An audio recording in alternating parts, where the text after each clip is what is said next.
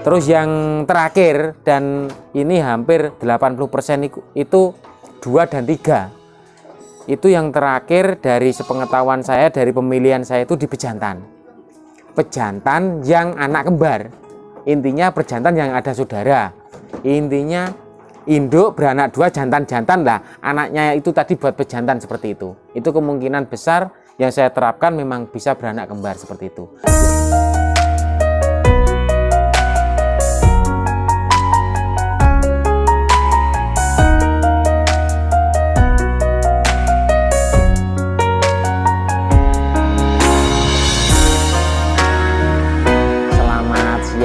Ketemu lagi dengan saya, khususnya di kandang wedhus bagus, tepatnya di Desa Besowo, Kecamatan Kepung, Kabupaten Kediri, Jawa Timur. Kali ini kita mau membahas soal breeding. Intinya di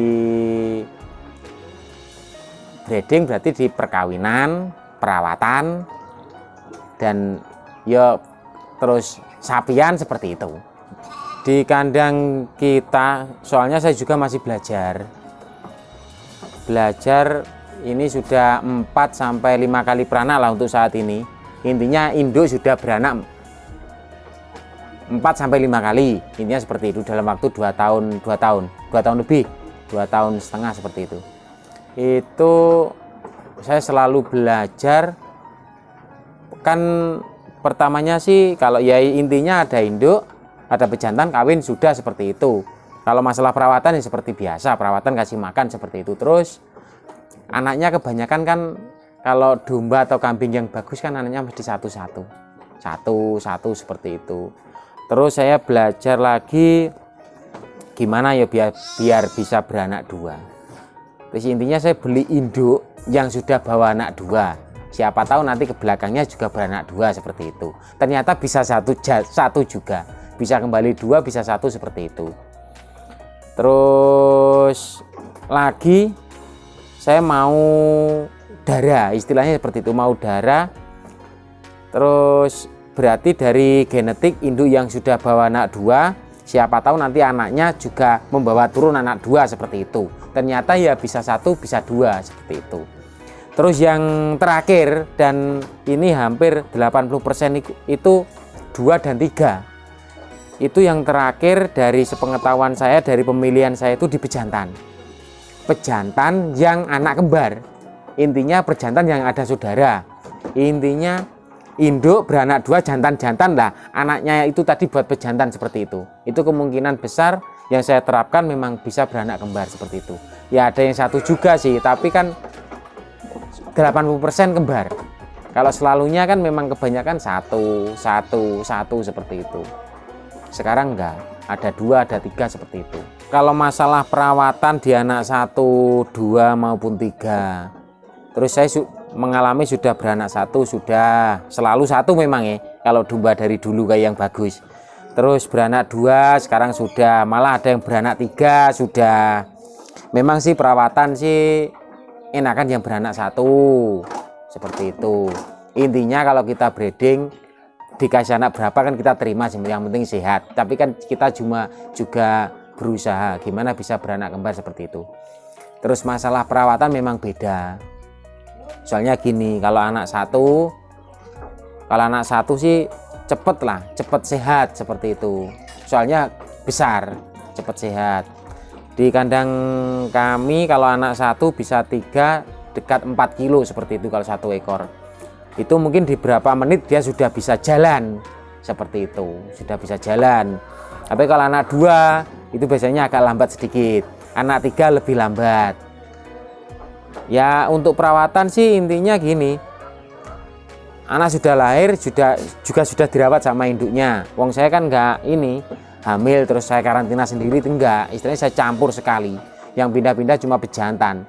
Jadi 1 koloni ada 10 betina, ya 10 itu campur sampai melahirkan di situ. Begitu lahir baru saya keluarkan dari kandang seperti itu. Begitu lahir saya keluarkan dari kandang, saya sendirikan.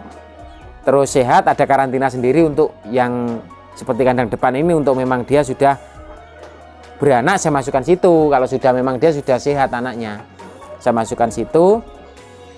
Selang usia lebih kurang di 1 bulan atau 35 hari saya campur lagi koloni, tapi yang belum ada bejantannya seperti itu. Saya campur.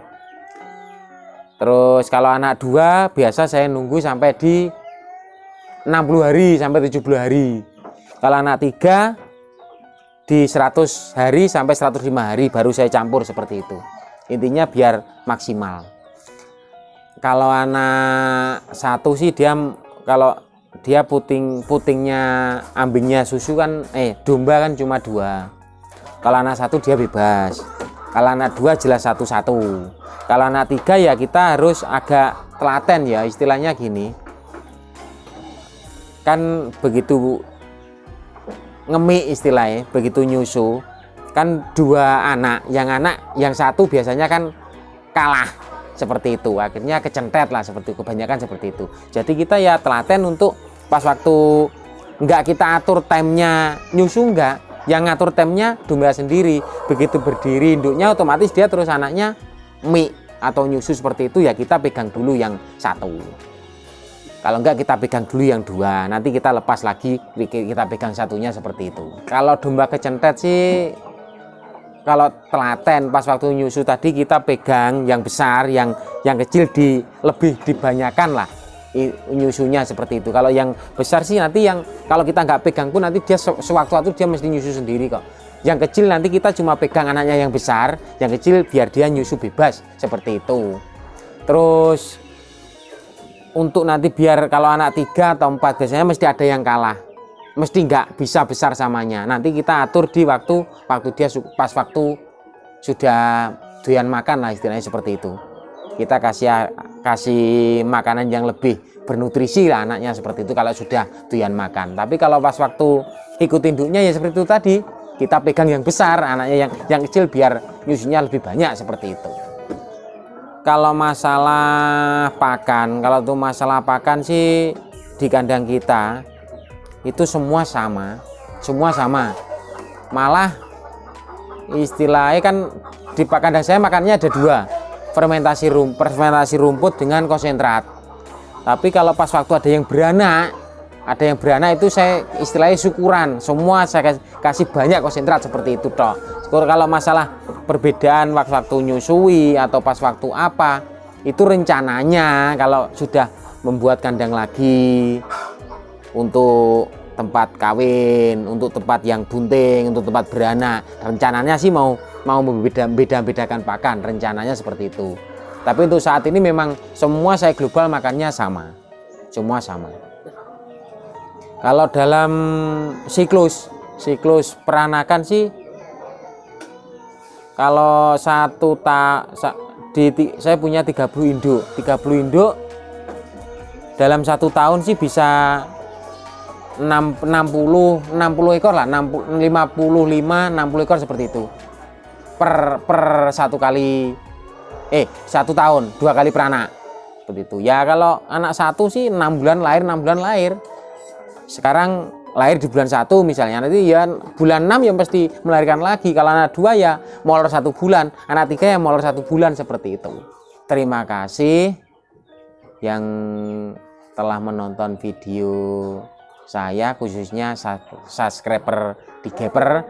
Jangan bosan-bosan melihat YouTube, terus belajar dan terus belajar. Kita pun yang sudah istilahnya yang sudah merawat lama pun terus belajar, mencari kekurangan yang untuk menutupi kekurangan di kandang kita lah, seperti itu istilahnya. Selamat siang, terima kasih.